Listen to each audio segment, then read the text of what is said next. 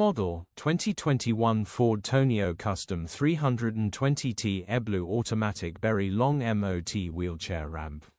Body, silver, minibus. Mileage, 18,021. MOT, the 4th of February 2026. Engine, 1996 cc 2.0 ECOBLUE 130 PS.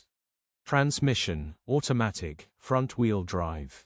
Mechanical summary, starts great. Runs great. The gearbox and transmission are in good condition and it pulls well in all gears.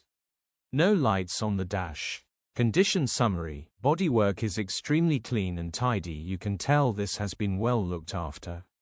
Interior is extremely clean and tidy, almost feels brand new. Rear seat area looks virtually unused with plenty life in it. Immaculate, well looked after, pride and joy.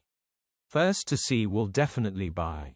Features: 1 former keeper, full service history, aircon, cruise control, parking sensors, electric windows, 2 keys, reversing camera, wheelchair ramp, alloy wheels.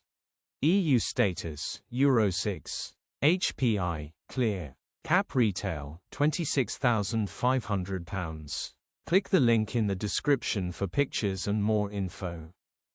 Alternatively, call or WhatsApp us on 07401199723.